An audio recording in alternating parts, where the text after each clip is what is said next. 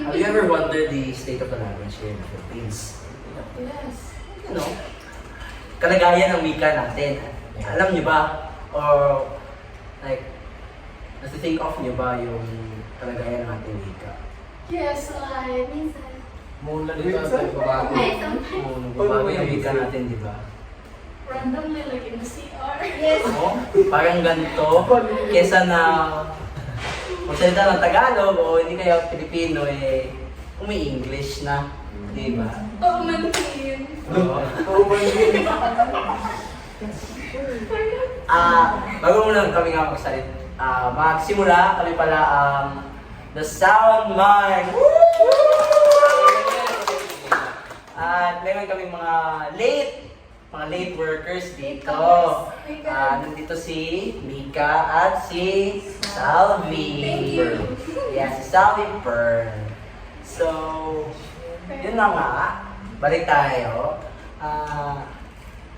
Pag-isipan nyo o naiisip nyo ba ang ating kalagayan ng wika natin dito sa Pinas? Kung nagbago ba ito? Meron bang pagbabago? O parehas pa rin kung parang noon hanggang ngayon, parehas pa rin ba? O bago na ba? Kayo? Ano ang inyong mga opinion dito?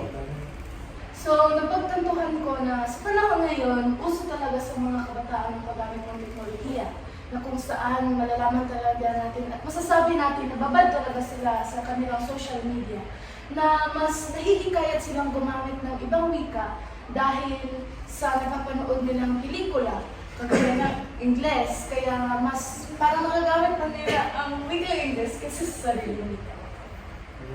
So, parang i-incorporate na nila, di ba? Yung paggamit, like, kagaya ko, I think, kagaya ko na mas hasa ako sa wikang Ingles kaysa sa Filipino, wikang Filipino natin. Dahil na nga, gaya ng sinabi mo sa Alvi, nababad tayo sa social media.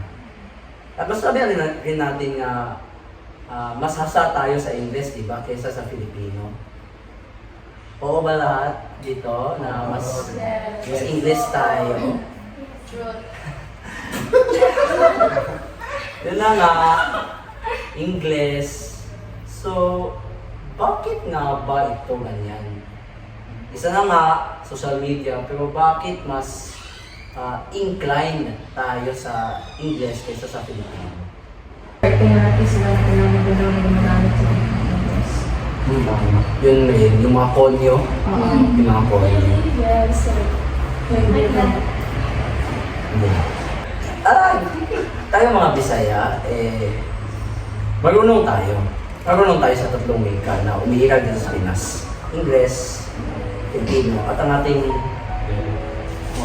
unang wika, Bisaya. Pero kapag in general natin sasabihin, ang Filipino talaga is hindi gaano ginagamit siguro. Sa Mindanao. Siguro ginagamit ito sa mga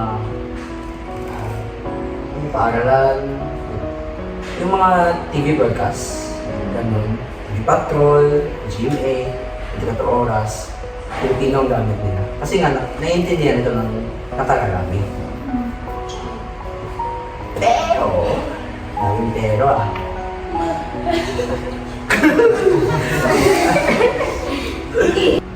Hindi ba may gamit din tayo ng mga pamamaraan sa pagsasalita tulad na lang ng Jejemon? Like that. Sino Jejemon dito? Saka yung Bailingo. Nakasanayan natin na marinig sa paaralan kaya ng ating mga kaklase na gumagamit sila ng Bailingo. Sino Jejemon dito? Yun na nga po. So, naka-OMG yung wika. Bilang pandagdag sa sinabi ni Salvi, dahil siguro sa pag-usbong ng teknolohiya at ng wikang Ingles sa ating bansa, dahil sa pag-usbongan ng teknolohiya, mayroon kasing parang pag-iisip ng ating mga magulang na kapag tayo ay nakakapagsalita sa wikang Ingles o marunong tayo magpagtalastasan sa wikang Ingles, masasabi ng ibang tao na tayo ay matatalino. Kung kaya nakakalimutan natin na pahalagahan natin sa sariling wika At dahil din dito, merong mga bata ngayon na mas hasa sa pagsasalita sa wika Ingles kumpara sa pagsasalita sa Pilipino. Kaya sila ay nahihirapan sa mga paksa katulad ng Araling Panlipunan at Pilipino. Wala naman natin na ang technology ngayon ay high-tech na. Kaya ang mga ating wika ay merong na naidagdag o pinapaikli nito dahil sa ating naririnig sa mga internet, radio, television, o kahit nasa ating telepono. Kahit na rin sa ating pagkomunikasyon sa ating messenger, diba? Minsan, tinatamad tayo na instead of for real, FR na lang, FR, diba? Like, Sinusunod din yung wika kaysa na, no? Ano? Yun na nga, dahil kahit na English yun, ginagamit din natin English. Meron ba Pilipino na shortened words? Wala, no? nakakaitik lang. Meron ba?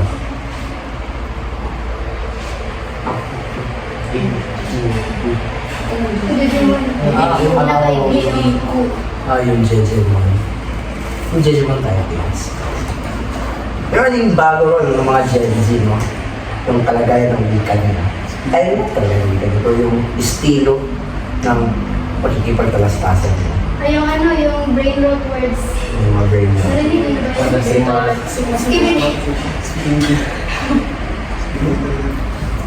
Totoo bago talaga. Like, kumpara noon kaysa sa, ano tayo, Gen Z ba din tayo? Gen Z. Gen Z. No. Ito yung Gen Z na Ano, yun. Gen Z? Gen Z. Yung millennial, yung before sa atin. Pero parang weird o bago sa atin yung mga brain na talaga yung mga terms. Sigma, ano ba yan? Yes, dito yun. Eh, parang mas magkaka-relate pa tayo sa mga millennial na slang. O mag-relate ba tayo? Ano ba yung slang? Hindi ko alam. Pero parang mas makaka-relate tayo. Like slang or lang. Ayun nga, makakabago talaga yung pagbabago. Makabago yung pagbabago ng wika. At kung tatanawin natin sa nakaraan, parang mas hasa pa yung mga lolo't lola natin, di ba? Sa pagsasalita ng Filipino. Hindi ko, pati na rin sa English, pero sa pagdating sa Filipino is mas magaling talaga sila. Like, yung mga liham pa naman sila noon, mga liham na kanilang sinusulat, ang lalalim ng mga salita. Di ba? Parang hindi natin maintindihan. Pero kapag talagang pinag-aralan natin yung wikang Tagalog, wikang pambansa natin, parang pagtanto mo na ang ganda pala, ang ganda ng wika natin. Kaya kahit na ang Ingles ay isang wika na universal, itong universal na wika, dapat din nating pag-iralin at pausbongin ang ating sariling wika. Wikang Pilipino. Di ba? Ang ganda pag-isipin. Kaya nga, kailangan inilagyan din natin talaga yung paggamit ng wikang Filipino dahil we as Gen Z may upang like, magana, Ano ibig mo sabihin?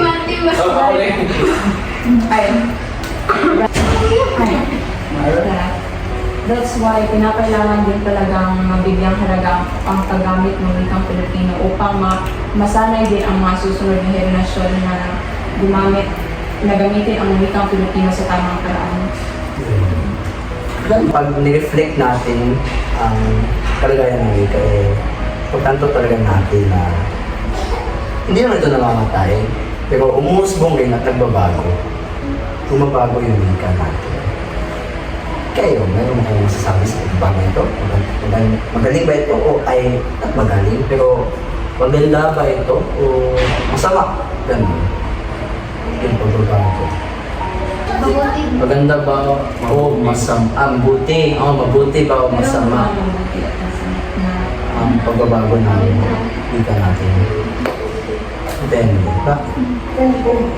Bakit? Depende sa paggamit mo. Oo, depende. Or Depende sa pagbabago. Depende. Pwede. Pero lahat naman tayo, di ba? Marunong salita, magbasa, magsulat, makipag-usap sa iba. At makaintindihan din naman tayo ng Pilipino, no? Yung mga basic lang siguro, hindi yung masyadong malalim. At kahit kung malalim man yung basa, magsalita, ano pa, yun, yung apat na macro na dapat natin malaman sa paggamit ng ating wika. Marunong din naman tayo. I think nakabasa ako like 90%, 90 pataas porsyento ang marunong sa wikang Filipino. Which is magaling. Magaling, di ba? Hindi masama bilang mga Pinoy na ipag-usbong natin ang ating wika.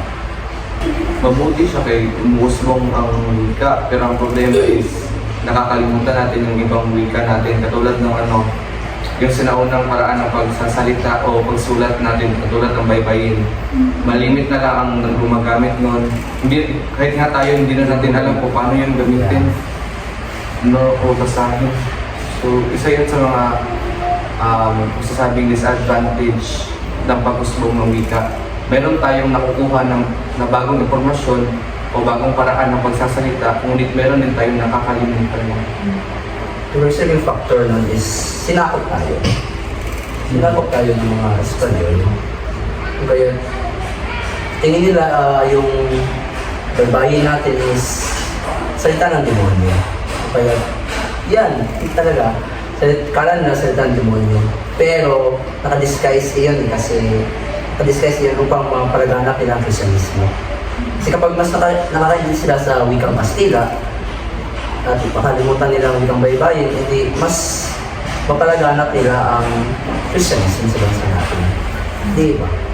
Nagkakabago. Diba? Balik tayo. Kaligaya ng wika. Parang ina-off topic tayo. Ano nga ba? Kaligaya ng wika sa Pilipinas. Meron ba kayong mga na-search dyan o naisulat man lamang kung ano nga ba ang kalagayan ng wika natin? Kung meron kayong isulat dyan, pwede nyo ibahagi. Bahagi nyo sa dito. Okay. Isa-isa tayo. Magsasabi ng ating mga opinion o mga puro-puro sa topic. Ano ang kalagayan ng wika dito sa Pilipinas? Wika. Aside sa information ng teknolohiya na sinabi ni Sanjay, pwede din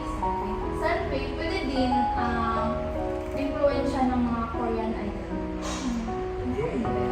Like, the ways na makikipag-usap.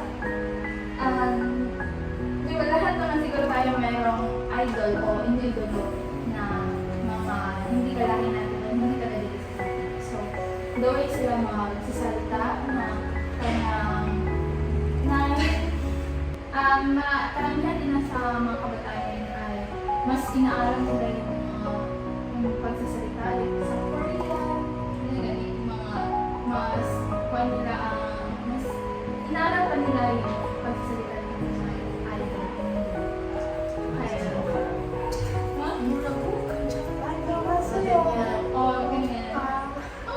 Kaya siguro, mga like, mga nasasabi nila na namamatay na yung makeup na sabihin na left behind na ang ating makeup.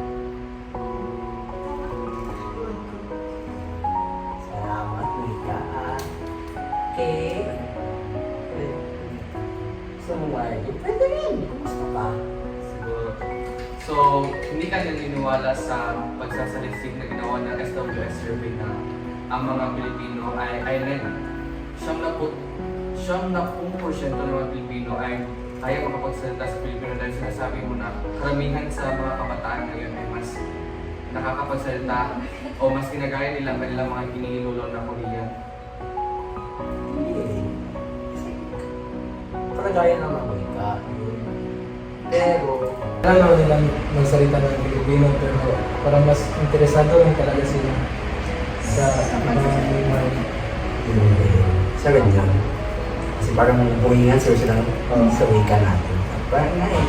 Ibang lingwa eh. Iba nga. Hindi normal sa atin. Okay. Good say.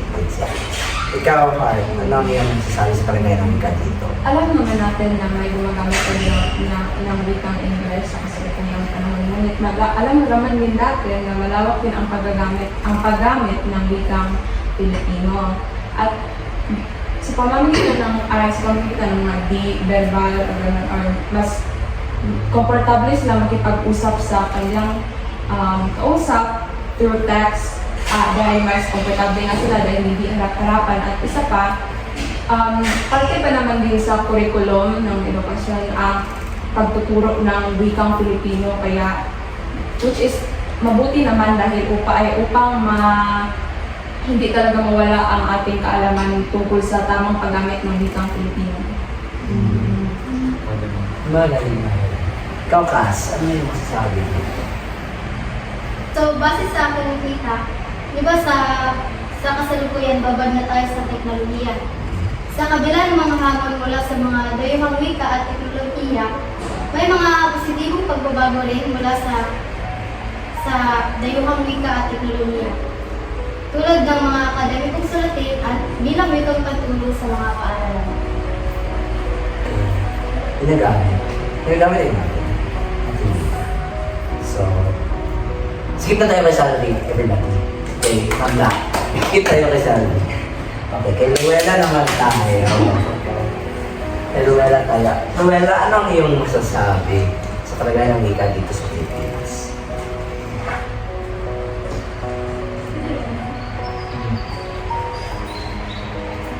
Ngayon, maraming naggamit ng mga wika katulad ng English at ibang mga dayuhang wika katulad ng Korean, Japanese at Chinese.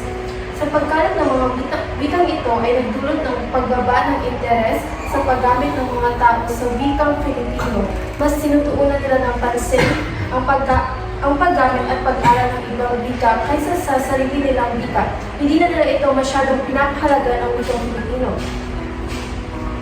Ang mga kabataan ngayon ay mas komportable sa paggamit ng English at dayuhang wika sa kanilang komunikasyon sa online at sa kanilang pang-araw-araw na buhay. Nakaka-dismaya, di ba? Nakaka-dismaya na tama nga, meron rin positibo, meron rin negatibo. Di ba? Nakaka-dismaya. So sad. Okay. Ikaw, Evan. Ano yung masasabi? Sa tingin ko kasi parang nagkahiwalay na yung mga Pilipino dahil sa iba't ibang wika na ginagamit natin. Iba gaya ng giling ko, may ibang hindi nakakaintindi. Ano pa? Halimbawa yung Tagalog at Bisaya. Pwede yun. Kasi dahil nga ibang wikang ginagamit nila. Parang ngayon sa online Tagalog at mga Bisaya ay nag-aaway. Hindi ko alam bakit. Pagos, parehas naman tayo mga Pilipino. Diba? At isang wika na din ginagamit natin. Siguro iba yung dialekto pero nakakaintindi rin naman tayo ng isang wika. Wikang Filipino. Ikaw, Mati, ano yung masasabi? Para sa akin, sa pagpatuloy ng pag-usbong ng mga makabagong teknolohiya, marami na sa ating mga Pilipino ang hindi gumagamit ng ating sariling wika sapagkat ginagaya nila ang kanilang naririnig, nakikita at nababasa sa iba't ibang media. Tulad ng internet, telebisyon, telepono, at iba pa. Kaya malaki ang apekto nito sa kalagayan pangwika ng kulturang Pilipino. Kagaya din ang sinabi ni Luella, no, na parang kung ano ang narinig nila o interesado sila, doon din sila tutungo. So, yun na nga, iba-iba mga opinion natin at ating mga nakalap, yung mga research, ng mga, kung ano ang kalagayan ng wika dito sa Pilipinas. Pilipinas. At ayun na nga, nalaman natin na mayroong mga negatibo, mayroon din mga positibo. Positibo gaya ng nagagamit pa rin natin ito, nakakasa na pagbabago natin, pero sa pagbago nito, parang napapalayo rin tayo sa kung ano man yung talagang wika o wikain dapat na natin natutunan. Di ba? Kung kaya, mga mada, salamat sa pagkikinig sa aming podcast, The Sound Minds. Please like and subscribe. Yun nga. So yeah, please like and subscribe to Sound Minds, where... Nakalimutan ko yung tagline. Ano yung tagline natin? Where? Ano yung tagline natin? Nakalimutan ko yung tagline natin. Oh my God. Saan? Okay, dito sa Sound Mind, where thoughts resonate and the voices connect. Yeah. Bye!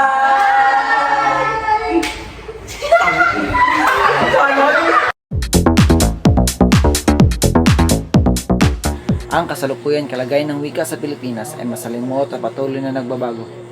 Kung ang mga Pilipino ay sangkot sa edukasyon, media at mga transaksyon sa negosyo, sila ay maimpluwensyahan ng Ingles, lalo na sa larangan ng komersyo at teknolohiya.